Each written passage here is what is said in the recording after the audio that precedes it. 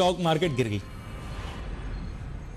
Stock market गिर गई और स्टॉक मार्केट गिरनी ही थी। नमस्कार दोस्तों, मैं हूं हरनाम सिंह और आप देख रहे हैं दिल्ली क्राइम टाइम्स।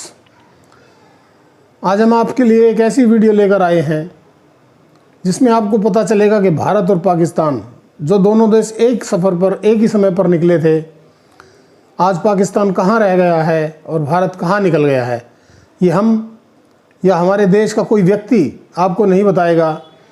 ये पाकिस्तान से हम कुछ पत्रकारों की वीडियो लेकर आए हैं जो ये आपको बताएंगी कि भारत और पाकिस्तान में क्या अंतर है। तो दोस्तों बने रहिए वीडियो के साथ, और अगर आपने चैनल को सब्सक्राइब नहीं किया है तो सब्सक्राइब कर लीजिए और वीडियो को लाइक कर दीजिए।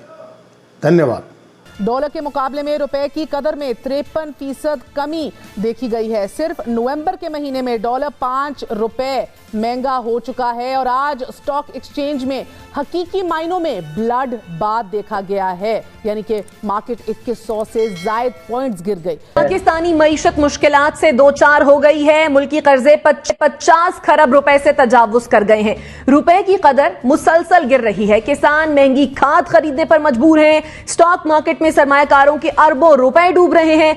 इस आईएमएफ की शर्त पर 150 अरब रुपए के टैक्सों का मिनी बजट तैयार हो चुका है, जिसके मुतालिक गवर्नर पंजाब चौधरी सरवर ने कहा है कि आईएमएफ ने कर्ज के बदले हमारा सब कुछ लिखवा लिया है।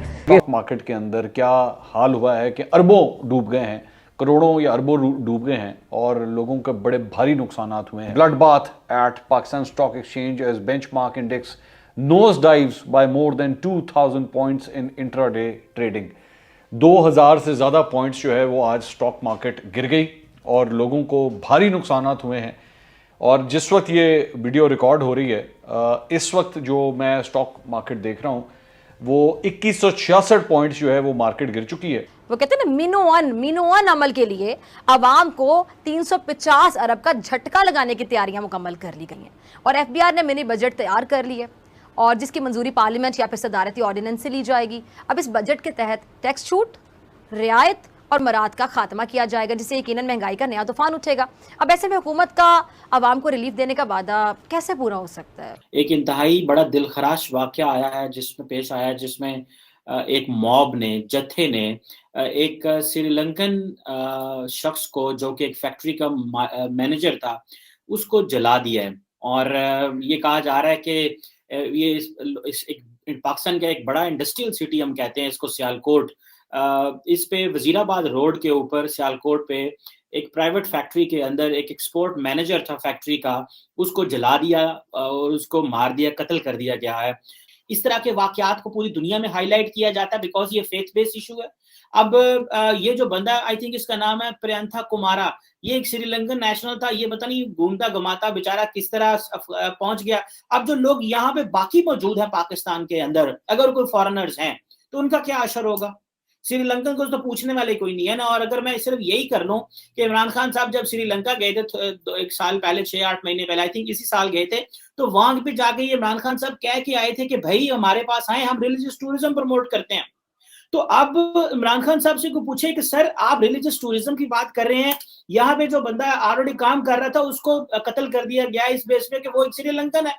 अब वो पता नहीं हिंदू था, वो कौन था, उसकी क्या रिलीजन है, और उस पर इल्जाम लगा देना। और जाहिर बात है हम मुसलमान हैं, ज्यादा हैं, इनकी बात में वजन होगा, उसके केस को कौन फॉलो करेगा? यहाँ पे रियासत तो इतने जोगी नहीं है, रियासत का तो इतना स्ट्रॉन्ग रियासत नहीं है कि रियासत कहे कि वाकई ही इंसाफ मिलना चाहिए। और होगा ये कि कुछ लोग जो हैं, जो मजहबी ग्रुप होंगे, वो पुलिस को, हुकूमत को फोर्स करेंगे कि भाई आप इस केस को फॉलो ना करें, ये एक बड़ा सीरियस मसला है। पाकिस्तान ने अपना जो इमेज है साख हमने बदल दिया। थोड़े दिन पहले ही आपको पता है कि पाकिस्तान के जो इंफॉर्मेशन मिनिस्टर हैं वो कह रहे थे मुल्क के अंदर बहुत ज्यादा एक्सट्रीमिज्म है, और वो एक्सट्रीमिज्म इसी वजह से है क्योंकि हम कुछ एक्शन ही नहीं ले सकते इनके अगेंस्ट जो मुल्क की सालमियत को नुकसान पहुंचाते हैं। इससे मुल्क का इमेज खराब हुआ है।